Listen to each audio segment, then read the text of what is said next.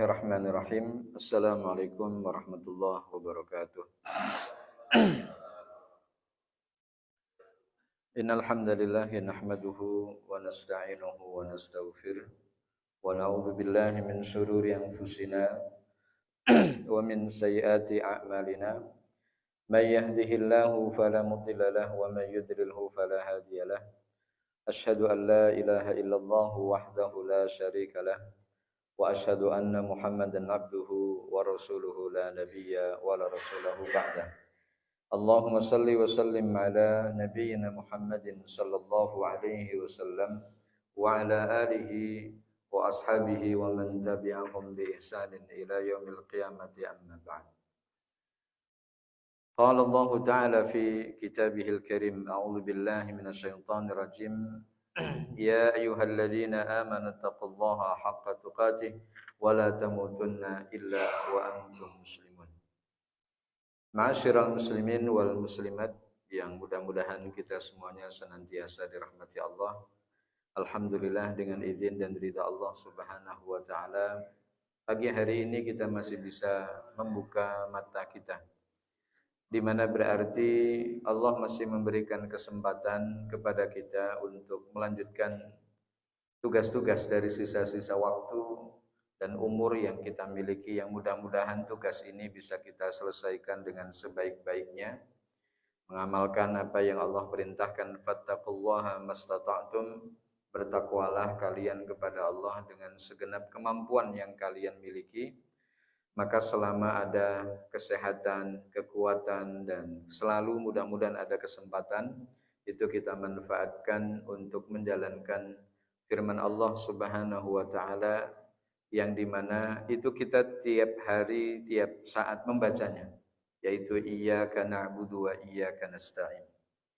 Maka sebagaimana yang ditafsirkan oleh Imam As-Sa'di dalam tafsir beliau dalam ayat ini, bahwa ibadah, yaitu dari kalimat iyyaka na'budu wa iyyaka nasta'in, hanya kepadamu kami menyembah dan kepadamulah kami mohon pertolongan.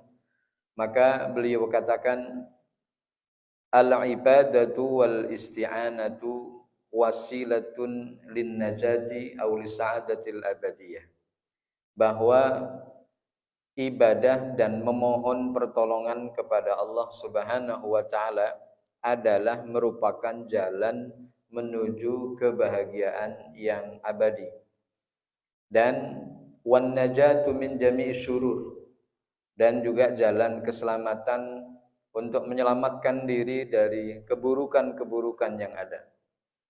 Maka ibadah yang kita laksanakan pertama adalah wasilah untuk menghantarkan kepada kebahagiaan.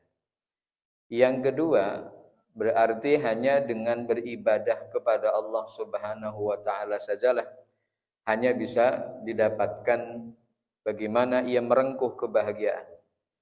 Betapa banyak orang ingin mendapatkan kebahagiaan tapi dengan cara yang menurut hawa nafsunya sendiri. Padahal Islam sudah mengarahkan siapa orang yang mau menjalankan ibadahnya kepada Allah, maka ia akan mendapatkan kebahagiaan yang abadi.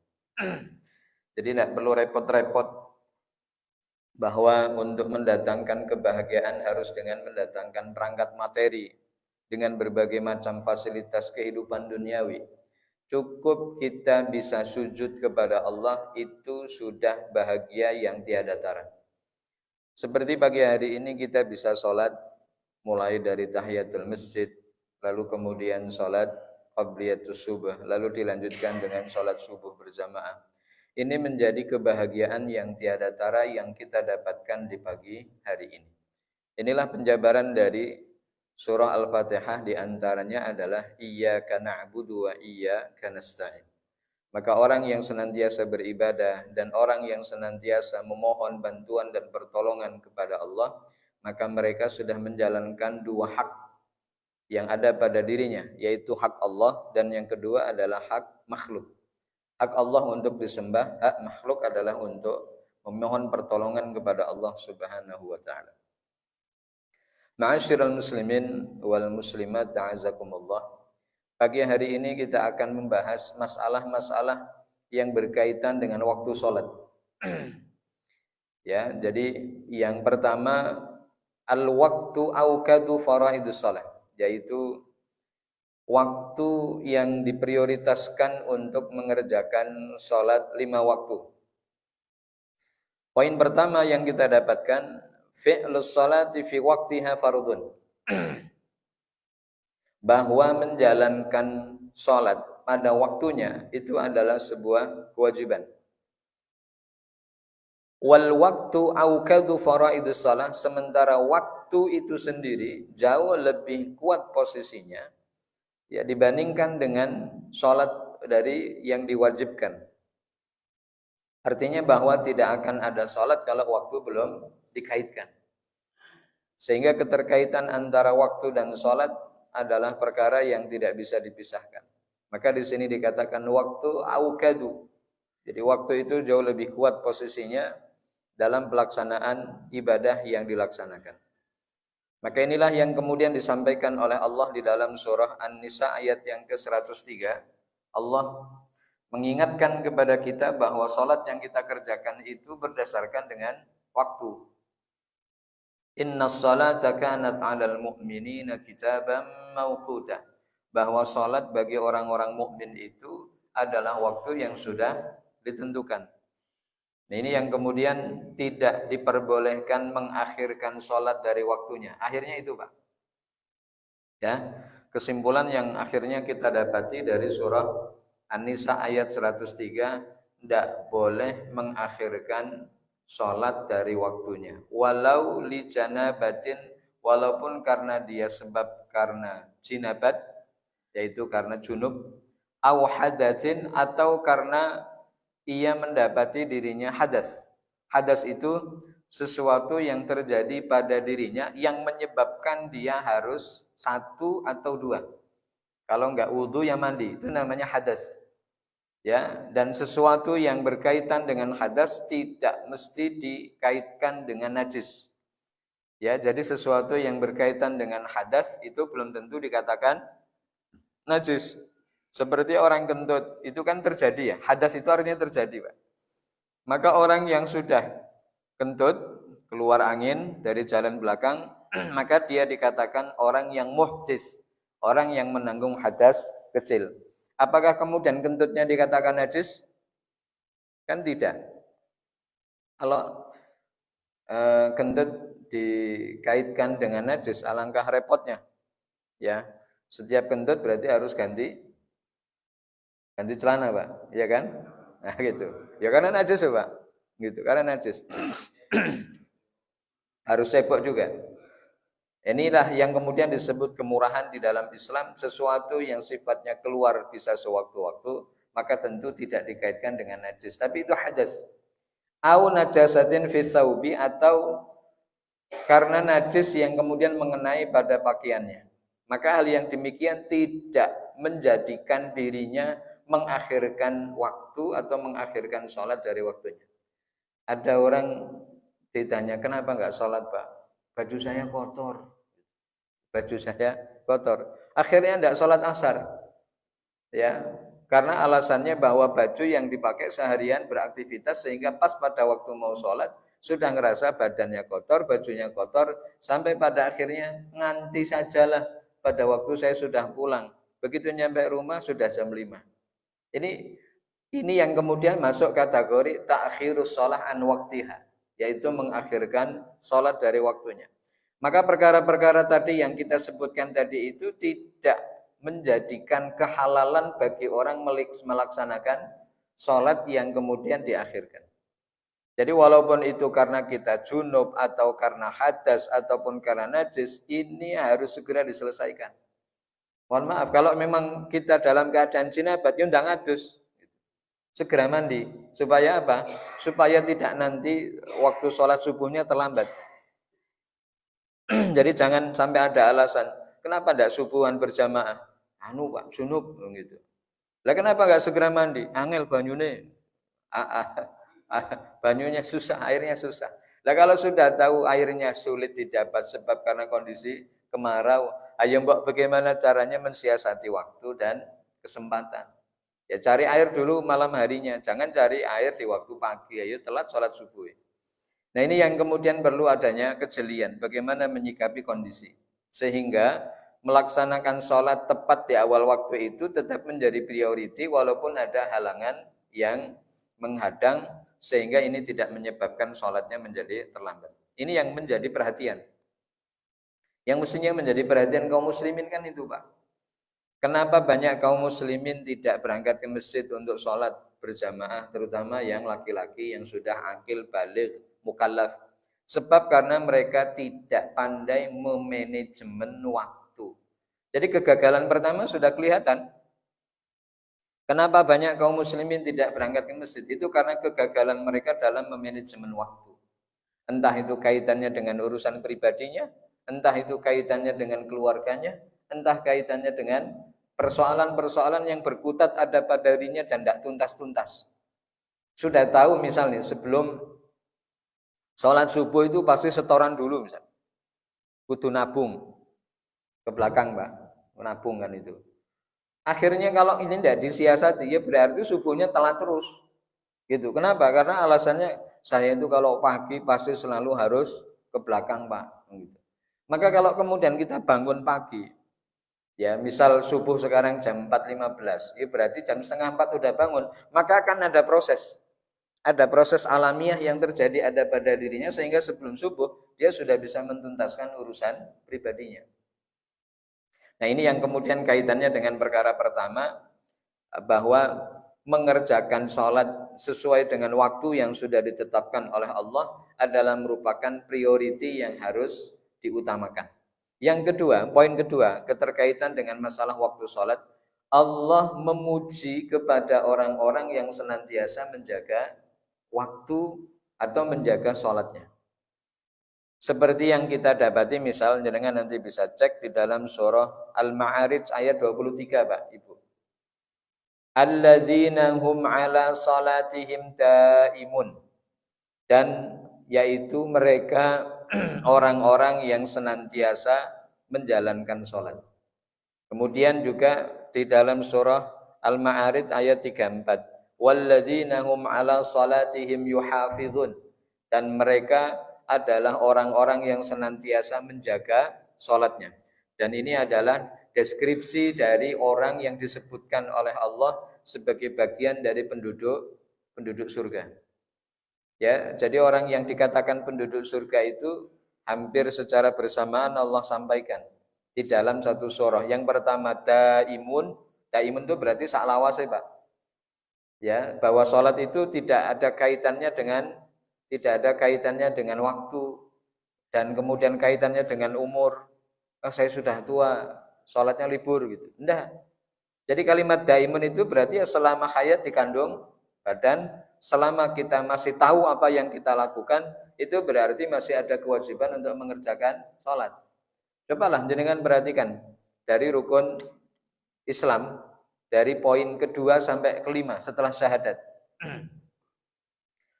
Hanya sholat yang tidak diberikan rukhsah ataupun kemudahan bagi siapa orang yang memiliki udzur syar'i sebab karena sakit atau sebab karena safar. Ya. Dalam keadaan safar misal haji atau kemudian dalam keadaan safar terus kemudian dia berpuasa. Boleh enggak membatalin puasanya? Boleh. Artinya di hari di mana dia safar itu boleh untuk tidak berpuasa. Pertanyaannya, boleh enggak dia ninggalin sholat? Enggak boleh. Jadi tidak ada hal-hal yang disamakan dalam menjalankan syariat.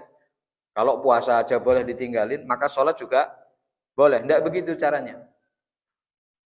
Dalam perjalanan kita dianjurkan untuk ngambil rukhsah yang lain, yaitu dengan cara jamak ataupun qashar. Jamak qashar.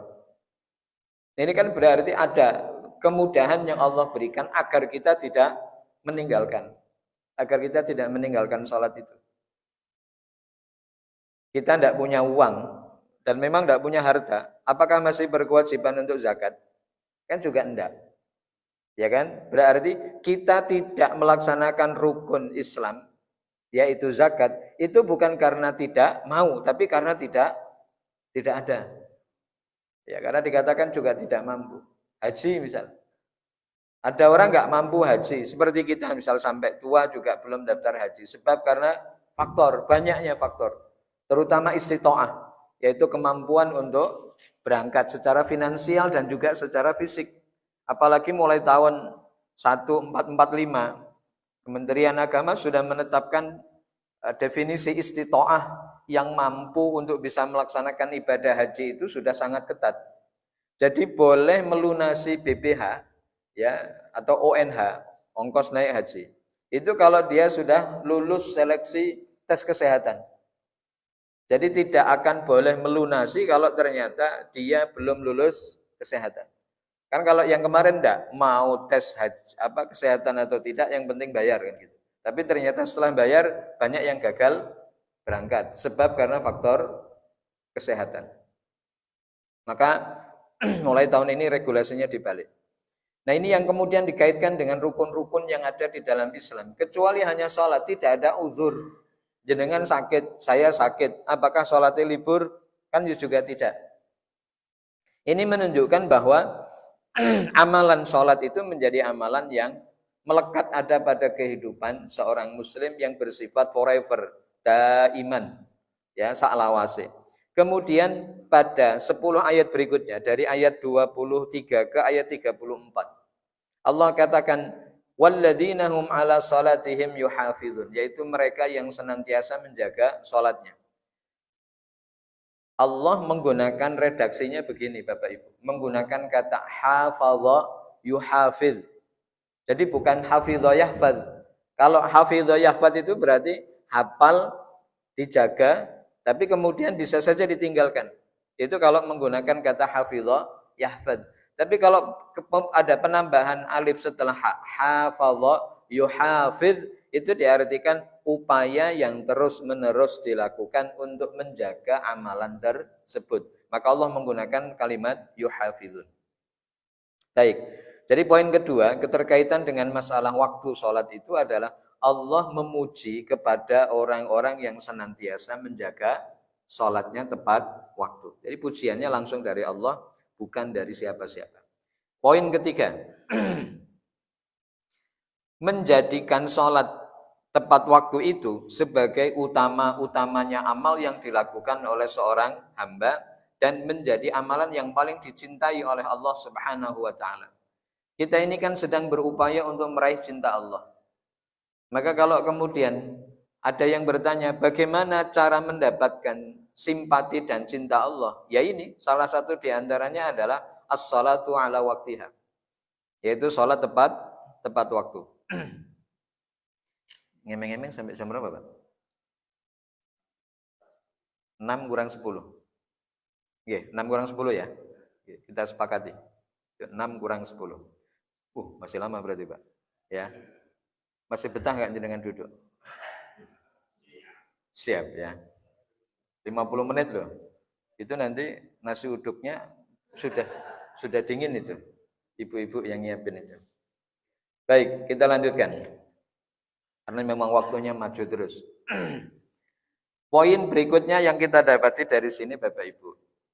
Wa hadzzaran nabiyyu sallallahu alaihi wasallam min mutaba'atil umara'i ala ta'khiris salati an waqti al-muqtar. Jadi peringatan dari Nabi Muhammad sallallahu alaihi wasallam keterkaitan dengan mengakhirkan salat. Ini yang kemudian disampaikan dari Abu Dzar Al-Ghifari ketika beliau mengatakan demikian, qala li Rasulullah sallallahu alaihi wasallam,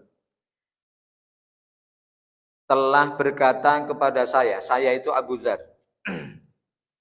kaifa anta, kowe iki piye gitu. Ya bahasanya, kamu itu gimana? Kaifa anta idza kanat alaika umara'un yumituna as-salata aw yuakhiruna as-salata an waqtiha. Bagaimana kamu atau bagaimana pendapatmu apabila ada umarok? Umarok itu jamak dari amir, Pak, yaitu orang yang memerintah. Yumituna shalah, yaitu mematikan salat. Mematikan itu dalam artian yuakhiruna sholata an waqtiha. Atau kalau tidak menghalangi melaksanakan sholat, mereka paling tidak mengakhir-akhirkan waktu sholat. Qultu, lalu setelah beliau mengatakan demikian, aku katakan, fama ta'muruni, apa yang kau akan perintahkan kepada saya? Maka kemudian beliau mengatakan, shollis sholata li waktiha. Walaupun kamu pejabat, kata Rasul, sholatlah tepat waktu. Fa in adraktaha ma'ahum fasalli. Kalau memang kamu masih bisa menemukan sholat bersama dengan jamaah, maka sholatlah. Fa innaha laka nafilatun. Kalau kemudian kamu sudah melaksanakan sholat dan ternyata kamu sholat untuk yang kedua kalinya karena ingin membantu orang, ingin tetap berjamaah, maka sholat yang kedua bagi kamu itu dianggap sebagai sholat nafilah, sholat sunnah. Jadi ada orang yang datang ke masjid, Pak, terlambat, ya karena terakhir, Pak. Lalu kemudian sudah tidak ada lagi orang yang berjamaah karena sudah selesai. Maka kita menawarkan diri supaya orang itu bisa menemukan jamaahnya, menemukan sholatnya. Maka kita membersamai beliau. Apakah kita yang jadi imam atau dia yang jadi makmum? Maka begitu kita membersamai beliau ya dalam sholat, maka dalam posisi yang demikian sholat kita yang kedua itu dianggap sholat sunnah. Jadi misal kita sudah sholat subuh, kok ternyata ada orang yang datang kemudian dan dia pengen sholat. Ya, salah satu di antara hal yang bisa kita lakukan adalah menawarkan diri karena dia tidak bersama dengan yang lain. Ya udah enggak apa-apa Pak, saya jamaah, pun jenengan jadi imam, saya makmum. Itu yang kemudian karena posisi menemani. Ya posisi menemani itu ya sebaiknya dia jadi makmum. Ini yang kemudian kita kaitkan dengan masalah yang disampaikan oleh Rasul sallallahu alaihi wasallam. Kemudian Bapak Ibu yang insyaallah dirahmati Allah, bima tudraku sholatu fil waqti. Ini poin berikutnya. Bagaimana dikatakan sholat yang kita kerjakan itu sudah memenuhi kriteria cukup. Dikatakan bahwa sholat itu sudah 1 rakaat. Ini berarti perhatian yang perlu dilakukan oleh mereka-mereka yang berjamaah. Ya, yang berjamaah. Dikatakan begini, tudraku bitakbiratil ihram. Jadi dikatakan kita bisa menemukan sholat yang sempurna. Itu kata para ulama, nanti kita dengar seperti pendapat Imam Abu Hanifah, Imam Syafi'i dan yang masyhur dari Imam Ahmad. Bahwa kita dikatakan menemukan sholat yang sempurna itu kalau kita bisa takbiratul ihram bareng dengan imam. Nah, itu baru dikatakan sholatnya ketemu. Ya, dalam artian ketemu itu menemukan kesempurnaan di dalamnya, yaitu pada waktu takbiratul ihram. Sehingga upaya yang kita lakukan adalah bagaimana membersamai imam dari awal, yaitu dari ketika imam takbiratul ihram maka kita mengikuti di belakangnya. Nah, ini yang kemudian dikatakan oleh pendapat yang pertama. Dalil yang kemudian mereka gunakan diantaranya adalah anna idraka juz'in minas shalah wa huwa takbiratul ihram. Wahwa sesungguhnya menemukan bagian dari salat yang dilakukan ataupun yang dijumpai oleh makmum itu adalah takbiratul ihram ka idrakil kulli, seperti halnya dia menemukan salat secara sempurna. Jadi kalau orang yang sudah takbiratul ihram kan berarti dia ngikutin salat dari awal. Tidak mungkin dikatakan orang itu menemukan bagian tertentu dari sholat yang dikerjakan bersama dengan imam. Nah, ini yang kemudian keterkaitan dengan masalah standarisasi yang ditetapkan di dalam fikih. Bahwa orang itu dikatakan menemukan sholatnya yang sempurna sisi dari pandangan sisi fikihnya, Pak. Yaitu ketika dia menemukan takbiratul ihram. Nah, ini yang kemudian kita dapati dari pendapat yang pertama. Kemudian pendapat yang kedua, tudraku bi'idraki raka'atin kamilatin fil waqti. Jadi walaupun dia hanya menemukan 1 rakaat yang sempurna, maka ia sudah dikatakan menemukan sholatnya bersama dengan imamnya. Contoh, sholat subuh, masuk masjid, ternyata kita sudah mendapati 1 rakaat. Maka 1 rakaat yang terakhir yang kita ikuti bersama dengan imam, itu sudah dikatakan tudrakus sholatu. Sholatnya sudah sempurna. Artinya jamaahnya sudah dikatakan sempurna.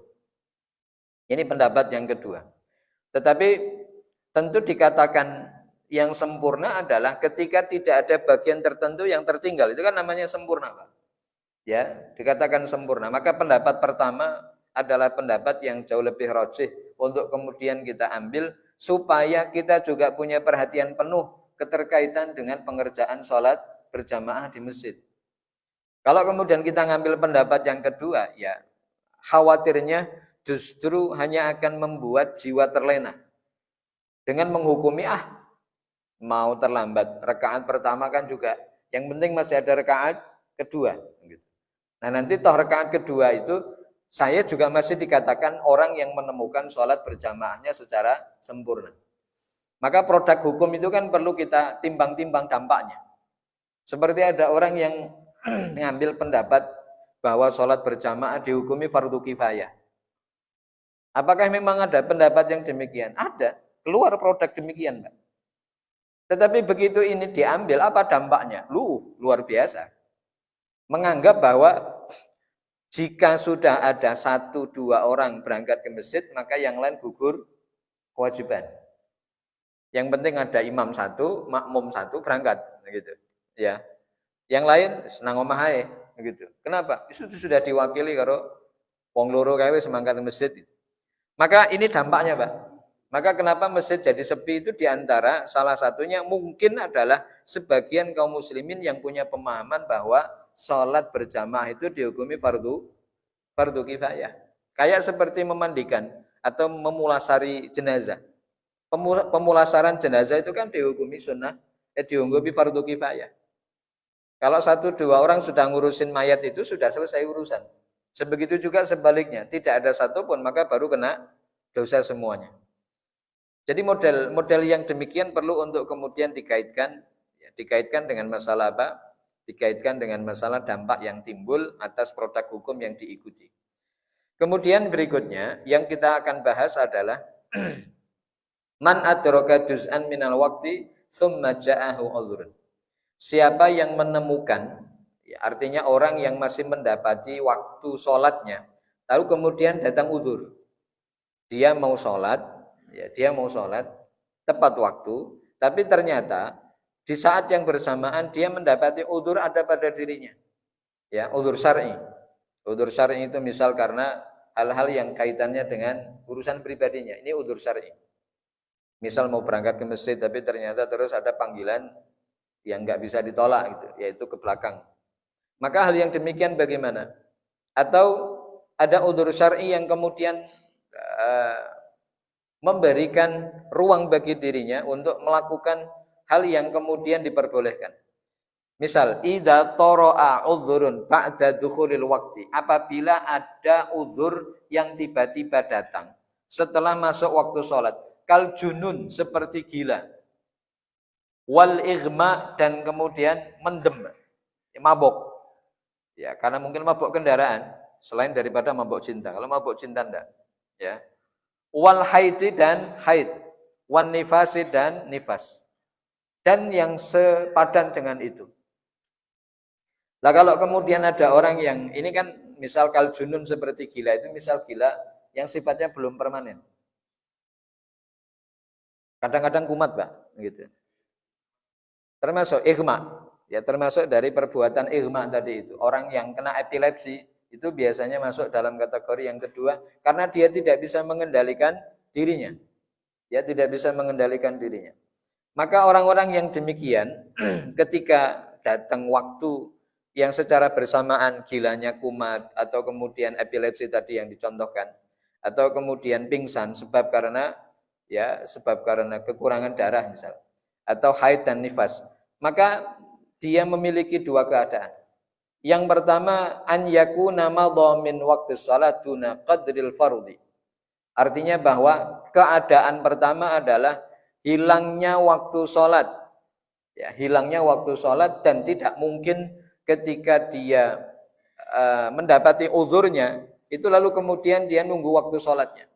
Seperti orang yang kemudian dalam keadaan gila. Kan tidak mungkin orang yang gila itu kemudian bisa disetting. Hilang dan perginya akal yang dimilikinya itu kan datangnya secara tiba-tiba dan dia tidak bisa memprediksi. Kadang gilanya bisa 2 jam, bisa 3 jam. Maka selama ia dalam keadaan demikian, maka tidak ada kewajiban untuk mengerjakan sholat. Misal pas mau waktu zuhur, gilanya kumat. Ya, gilanya kumat, Pak. Lalu kemudian sembuhnya itu asar. Berarti kan ada kehilangan waktu yang kemudian dia miliki. Nah, dalam keadaan yang demikian itulah ma la yasi'u li aqallin min rak'atin kamilah fala yajibu alaihi al-qadha ba'da zawalil udhri. Maka tidak ada baginya untuk mengqadha salat atas waktu yang hilang, atas salat yang tidak dikerjakan sebab karena sudah hilangnya uzur. Maka tadi itu apa yang dikatakan oleh Rasul sallallahu alaihi wasallam rufi al-qalamu an thalas, bahwa pena malaikat itu akan diangkat dari 3 golongan. Di antaranya adalah al-majnunu hatta yafiqa, yaitu orang yang gila sampai dia waras. Ya, sampai dia sembuh. Maka hal-hal yang demikian menjadi satu perhatian kalau ternyata ada orang yang gilanya itu belum gila permanen. Ya kadang waras, kadang gila, ya kadang nyambung, kadang putus, kadang nyambung gitu. Maka kita sebagai keluarganya misal kalau ada di antara anggota keluarga yang demikian perlu kita perhatikan terus-menerus. Ya kalau memang gilanya di waktu pagi, antara waktu duha misal, menjelang zuhur, dan ternyata zuhur dia dalam keadaan sehat, maka dalam keadaan sehat itu dia berkewajiban untuk mengerjakan sholatnya. Intinya kapan akal itu tidak ada, maka tidak ada kewajiban. Dan ketika akal itu ada, maka kewajiban datang kembali. Seperti orang yang pasca operasi misal. Orang yang setelah dioperasikan biasanya masih kena dampak dari obat biusnya, Pak. Ya. Sehingga kadang ngomongnya pelo, terus kemudian juga akalnya juga tidak connect. Maka dalam keadaan yang demikian dia tidak berkewajiban untuk mengerjakan sholat atau mengerjakan kewajibannya sampai uzur itu hilang. Ya, sampai uzur itu hilang. Maka ketika uzur itu hilang, ya berarti sudah ada kewajiban kembali tanpa qadha daripada hilangnya waktu yang kemudian sudah berlalu. Nah, ini yang kemudian kita perhatikan pada poin yang pertama. Kemudian poin yang kedua, an yakuna madhamin waktu shalah. Ketika ada waktu yang lewat ataupun dari ada potongan waktu yang lewat. Ma yattasi'u li raka'atin kamilah. Yang kemudian dia tidak bisa melaksanakan sholat ruku rakaat satu rakaat yang sempurna dari waktu yang dimilikinya. Artinya dia bisa memprediksi kalau misal dia mau melaksanakan sholat zuhur misal, kira-kira minimal standarnya 1 rakaat. Kalau 1 rakaat yang akan dikerjakannya kok waktunya masih cukup, maka dia masih berkewajiban untuk melaksanakannya. Fa fi ilzamihi bil qadha. Maka di sini dikatakan maka wajib bagi dirinya untuk mengqadha salat. Artinya masih berkewajiban untuk melaksanakan salat jika dia masih bisa memiliki waktu yang dimiliki dari salat yang ditinggalkan. Ini keterkaitan dengan masalah porsi waktu yang dimilikinya. Maka berbeda dengan kondisi yang pertama tadi itu. Jadi kalau kondisi yang pertama waktu sholat sudah lewat, lalu kemudian uzurnya hilang, maka tidak wajib qadha. Artinya tidak wajib mengganti daripada sholat yang ditinggalkan sebab karena uzur tadi itu. Kemudian yang kedua, kalau ternyata gilanya misal sudah hilang, dan ternyata waktu sholat masih ada, walaupun standarnya dari apa yang akan dikerjakannya masih 1 rakaat, maka cukup bagi dirinya untuk mengqadha sholat yang ditinggalkan.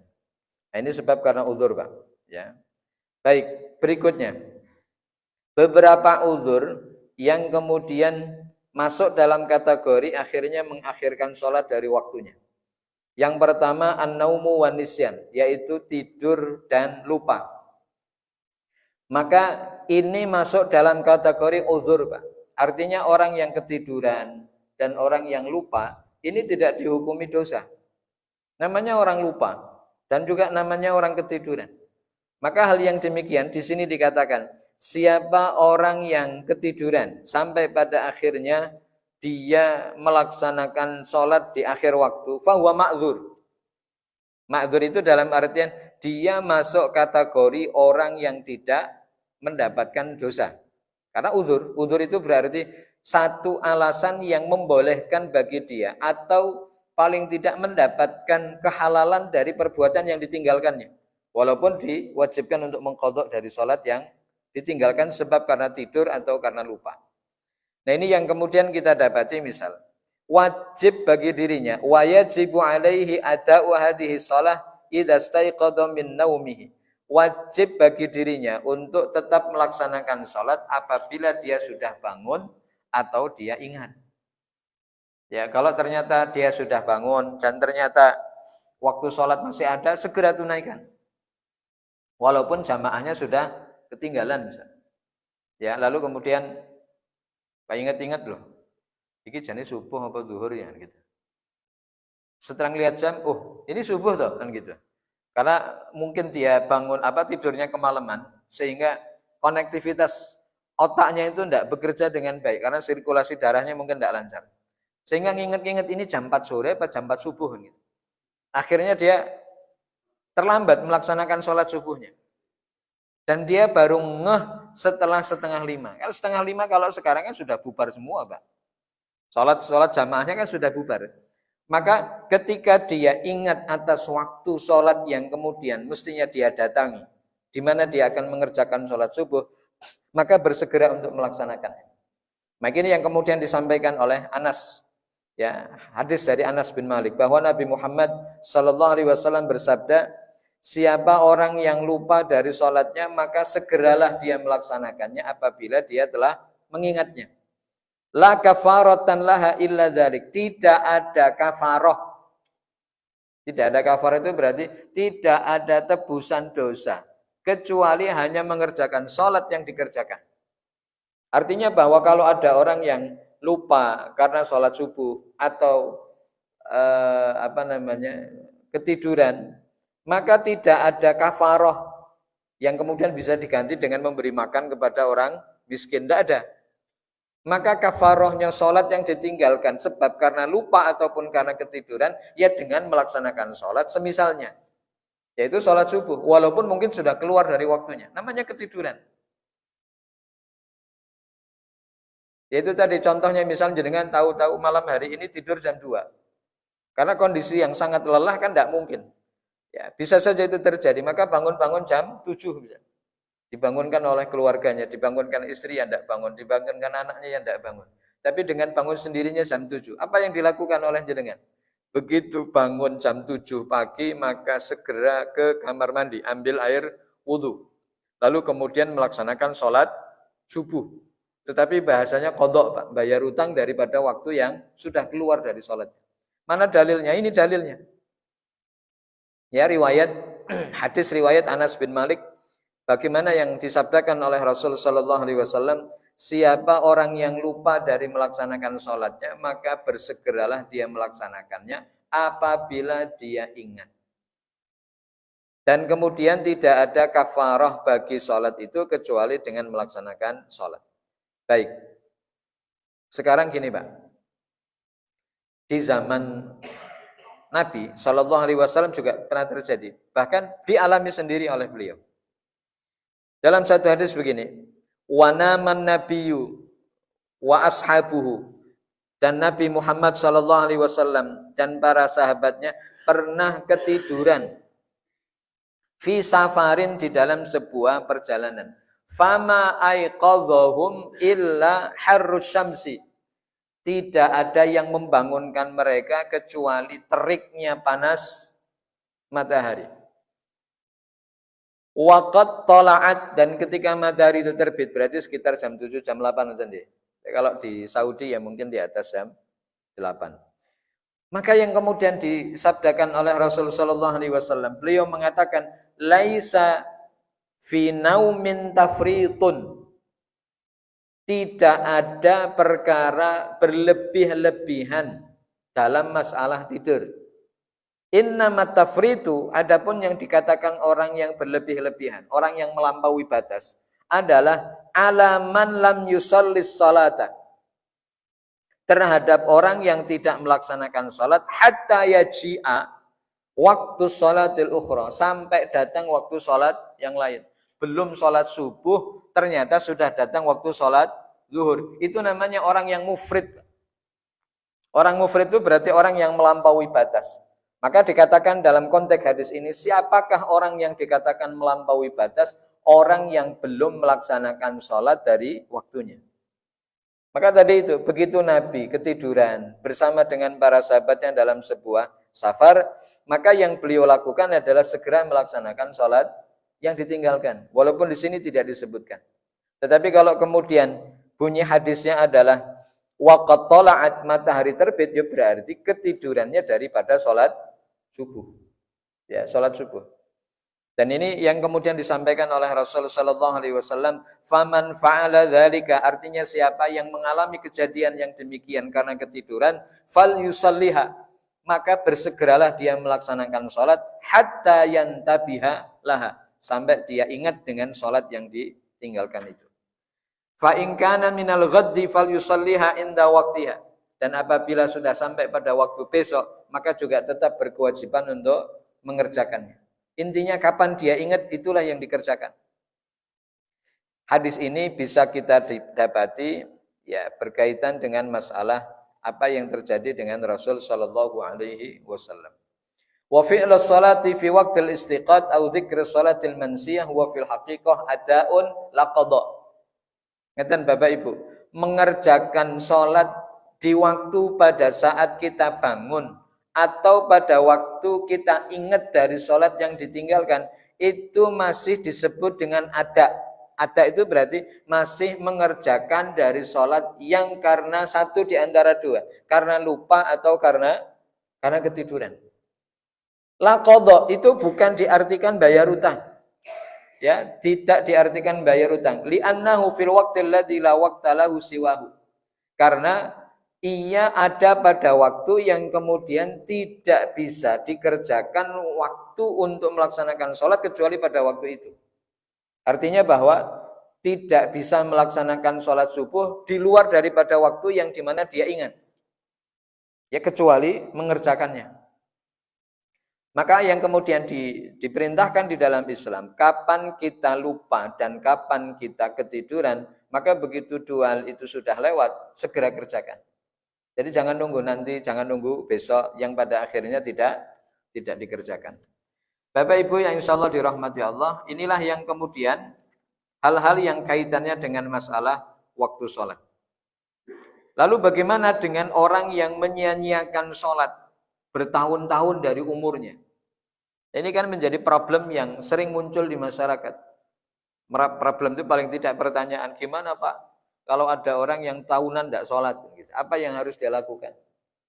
Jadi kemudian yang kita bahas di sini, yatafarra'u 'alal qaul, siapa orang yang meninggalkan sholat sengaja, ya, muta'ammidan li ghairi udhrin, sampai pada akhirnya keluar dari waktu sholatnya, la yajibu 'alaihi qada'uha, maka ia tidak wajib untuk mengqadha sholat disebabkan karena unsur kesengajaan dari perbuatan tersebut.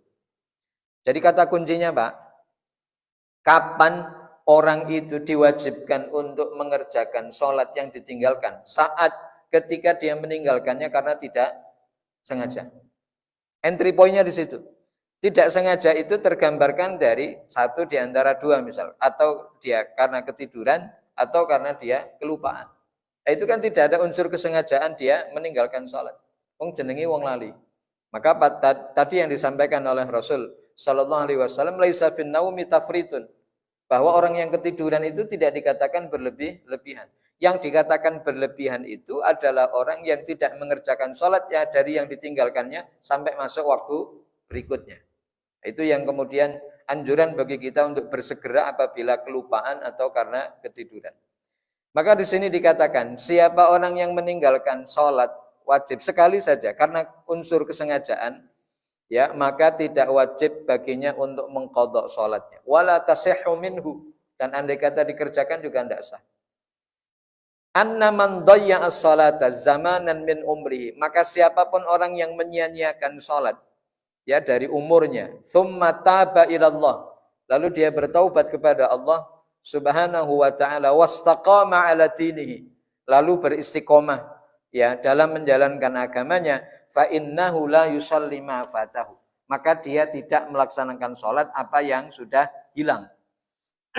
Maka ini adalah cara yang perlu dilakukan oleh mereka yang bertaubat dari meninggalkan sholatnya karena sengaja dan itu dikerjakan secara bertahun-tahun. Sehingga bagaimana cara bertaubatnya? Cara bertaubatnya adalah ia bersimpuh di hadapan Allah dan mengakui kesalahannya. Kemudian yang kedua, memperbaiki kesalahan di masa lalu dengan perbaikan di masa yang akan datang. Yaitu apa? Istiqomah. Istiqomah itu berarti jejak lurus, madep mantep, mengerjakan apa yang menjadi kewajibannya.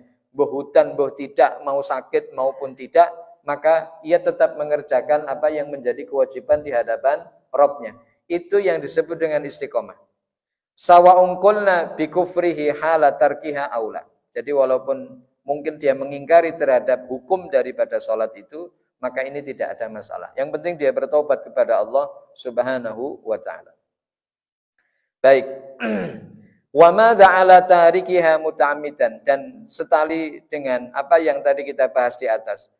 Apa yang kemudian harus dilakukan oleh mereka yang meninggalkan sholat karena sengaja. Hukum yang kemudian berkaitan tentang orang yang meninggalkan sholat tanpa uzur, maka yang pertama bi'adami qadha'iha. Tidak ada qadha baginya. Laisa takhfifan alaihi. Ini bukan karena perkara yang meringankan. Artinya kalau ada orang yang 10 tahun tidak sholat, lalu kemudian dia tidak wajib mengqadha dari 10 tahun sholat yang ditinggalkan. Ia tidak berkewajiban untuk mengganti 10 tahun sholat yang sudah hilang itu bukan karena takhfif, bukan karena keringanan yang diberikan oleh Islam kepadanya. Wa innama huwa fil haqiqah tangkilun bihi wa sukhtun li fi'lihi. Karena sesungguhnya pada dasarnya kalau ini tidak segera disudahi, artinya tidak segera bertaubat, adalah perkara yang memberatkan dirinya dan hanya akan mendatangkan kemurkaan atas perbuatan itu. Yaitu apa? Meninggalkan sholat. Fal ismu la yasqutu anhu, maka dosa tidak akan jatuh. Artinya dosa tidak akan hilang kalau dia tidak segera bertaubat. Maka orang yang meninggalkan sholat karena sengaja, itu tidak bisa diganti dengan sholat Bapak. Tetapi hanya bisa diganti dengan taubat. Ini berbeda dengan orang yang meninggalkan sholat karena tidak sengaja. Ia tidak berdosa. Maka tadi kata Nabi, orang yang ketiduran itu enggak dikatakan berlebihan. Kalau tidur atau ketiduran itu dikatakan berlebihan, maka dia dosa. Maka pengganti daripada perbuatan yang tidak dosa itu, silahkan kamu mengerjakan kapan kamu ingat daripada sholat itu sendiri. Itu bedanya.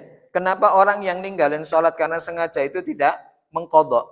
Ya, tidak mengqadha, artinya tidak membayarin utang daripada waktu yang kemudian sudah lewatkan.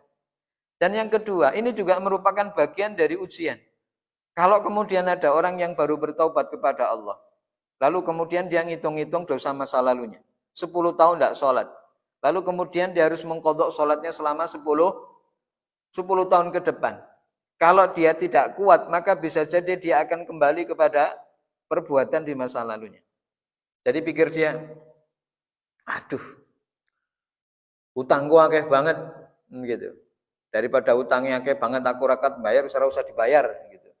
Maka begitu ada prinsip ora usah bayar, berarti dia meninggalkan apa yang menjadi komitmennya di kemudian hari, mestinya bertaubat.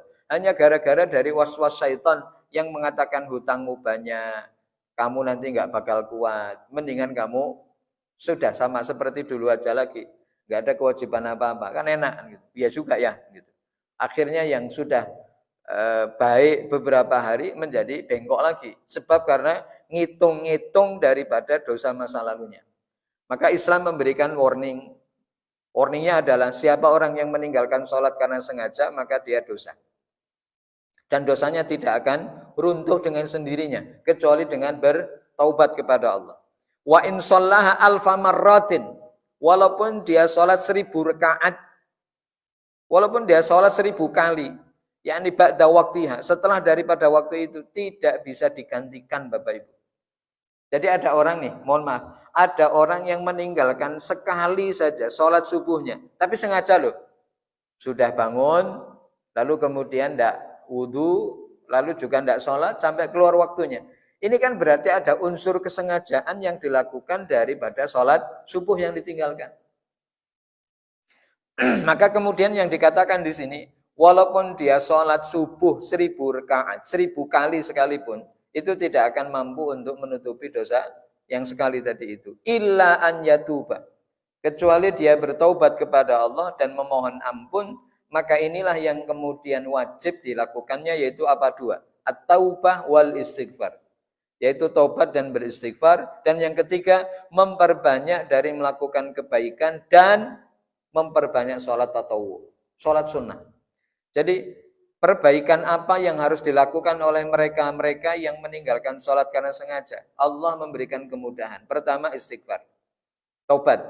Kemudian yang kedua adalah memperbanyak amal kebaikan. Kebaikan apapun yang dia lakukan itu tujuannya untuk menutupin dari sholat yang ditinggalkannya karena sengaja.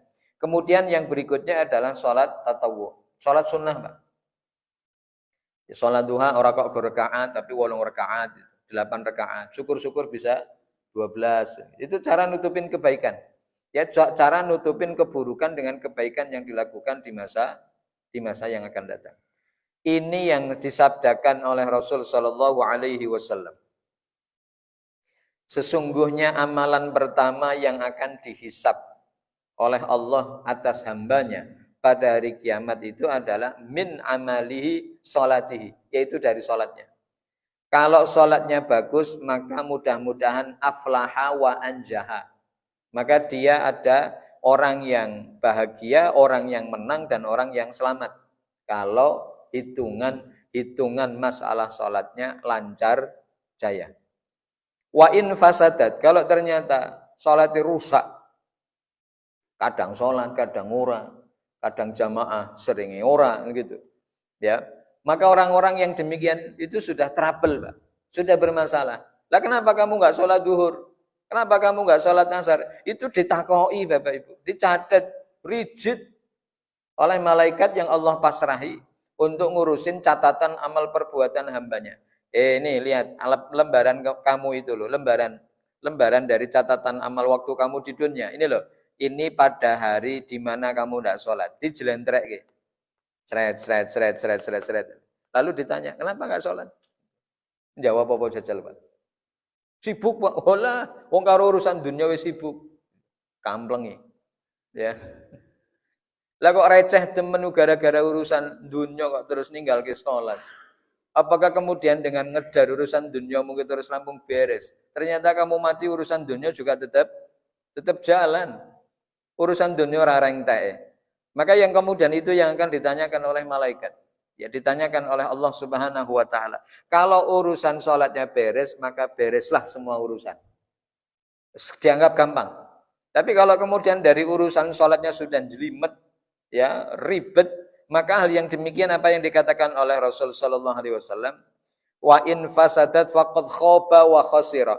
Maka siapa yang rusak sholatnya, maka dia akan mendapati 2 hal, yaitu orang yang rugi dan orang yang tidak akan mendapatkan kebahagiaan. Fa in tanqasa min faridatin syai'an, maka andai kata ada yang kurang dari sholat wajibnya, qala ar-rabbu tabaraka wa ta'ala, maka Allah Subhanahu wa taala berkata, ungzuru hal li'ati min tatawwu, lihatlah wahai para malaikat, kalau ada yang kurang dari sholat wajib dari hambaku itu, lihat sholat sunnahnya. Masya Allah. Ya, fayuk milu man tangkoso, maka sholat sunnah itu yang akan menyempurnakan dari yang kurang. Ya, dari yang kurang. Nyun sewu. Kita ini kan yura genep-genep amat, Pak. Kita ini tidak sempurna-sempurna amat kalau sholat. Maka harapan kita, pahala sempurna yang Allah akan berikan itu bisa diambil dari sholat tatawu, sholat sunnah. Terutama yang mengiringi wajib. Ya, yang mengiringi sholat wajib tadi itu. Jangan ditinggalkan, terutama kalau sudah dikategorikan sebagai sunnah rawatib mu'akkadah. Sebelum zuhur, setelah maghrib, setelah Isya, sebelum subuh. Itu menjadi priority yang kemudian harapannya adalah 10 atau 12 waktu tatawwu yang mengiringi wajib tadi itu mampu nambelin daripada amalan wajib yang kita kerjakan. Mohon maaf, kan kadang-kadang kita datang ke masjid itu ya ora sempurna, Pak. Datang telat kan gitu nggih. Datang terlambat. Imam sudah hampir salam kita baru datang ya gitu. Maka cara nutupin daripada ketidaksempurnaan sholat jamaah itu harapannya adalah dari tatawu. Tapi kalau kita sudah masbuk, dari mana kita nutupinnya? Maka dianjurkan sholat sunnah itu di rumah. Gitu. Maka begitu adzan berkumandang sudah selesai, ya segera sholat.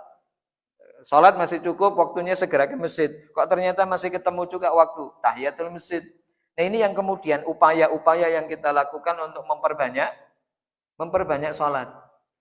Maka seperti yang kemudian disampaikan oleh beliau Shallallahu Alaihi Wasallam kepada salah satu sahabatnya ketika beliau bertanya, apa yang kamu minta dari saya? Maka kemudian beliau mengatakan, saya minta supaya saya bisa menemani antum di surga. Ini pertanyaan dan jawaban yang sangat tepat. Terus Rasul mengatakan, ada lagi enggak yang lain? Kata beliau, cukup. Nah, gitu. Kenikmatan yang paling kerasa itu adalah saat nanti di akhirat saya bisa menemui dan menemani Anda di surga. Ini kan permintaan yang luar biasa. Kalau dia bisa menemani Rasul, apa yang mungkin dia masuk neraka? Ya kan nggak mungkin. Ini permintaan yang luar biasa, permintaan yang cerdas. Maka terus beliau mengatakan, kalau kamu pingin supaya kamu bisa menemani saya di surga, fa'a'inni ala dzikrika bikasrati as-sujud. Perbanyaklah sujud, kata beliau. Dan memperbanyak sujud itu kan tidak mungkin. Ya, hanya pada waktu sholat wajib. Lah wajib kan sudah disetel hanya 17 rakaat. Mentok Pak wis. Malah kadang-kadang dikurangi pada waktu safar misal. Ya kan, yang tadinya 4 jadi 2. Itu yang disebut qashar. Tapi kalau kemudian yang tatawwu, apalagi yang sifatnya mutlak, berapapun rakaat yang bisa kita ambil selama itu boleh dan kita mampu untuk mengerjakannya, maka ini potensi pahala yang terus bisa bertambah.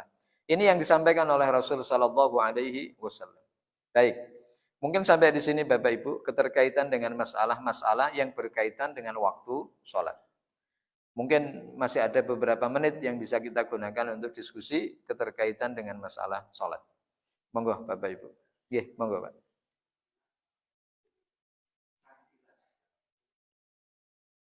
Pancingan namanya. Oh, kancilan.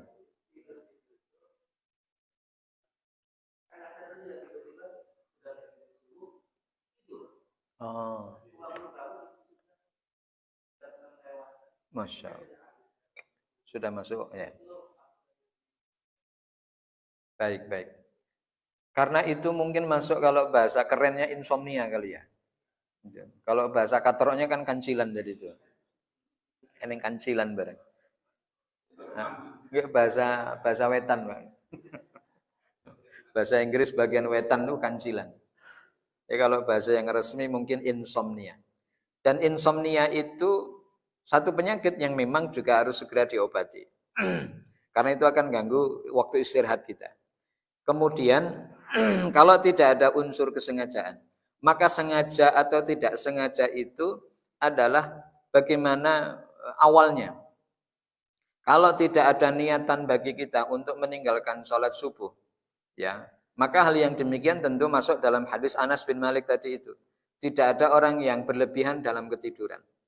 Tetapi kalau kemudian sudah hampir waktu subuh datang, lalu kemudian kita mengatakan, saya tak tidur sebentar lah kan gitu. Padahal kita tahu dari semalaman kita tidak tidur, menjelang subuh kok baru tidur, maka ini terindikasi ada unsur kesengajaan. Ada unsur, ya, walaupun belum dikatakan 100% ini dikatakan sengaja, tetapi dikatakan ada unsur yang hampir terpenuhi karena dia sudah tahu akan masuk waktu subuh, tapi ternyata malah justru tidur. Kan kita bisa mengatakan kepada diri sendiri, oh ini udah hampir subuh, kalau saya tidur sekarang saya pasti akan lewat, maka saya kuat-kuatkan. Maka mendingan saya tunggu waktu dulu, waktu subuh, saya sholat, setelah selesai baru kemudian saya tidur. Kan gitu. 2 jam, 3 jam, nanti setelah itu bangun lalu berangkat kerja, mudah-mudahan cukup. Kalau ternyata itu menjadi problem yang ada pada diri kita. Ada orang yang semalaman tidak bisa tidur, Pak. Ya, ada orang yang tidak bisa tidur. Nah, ternyata sampai beliau mendengar adzan subuh. Jadi mulai dari jam 10 sampai jam 4 itu belas tidak tidur.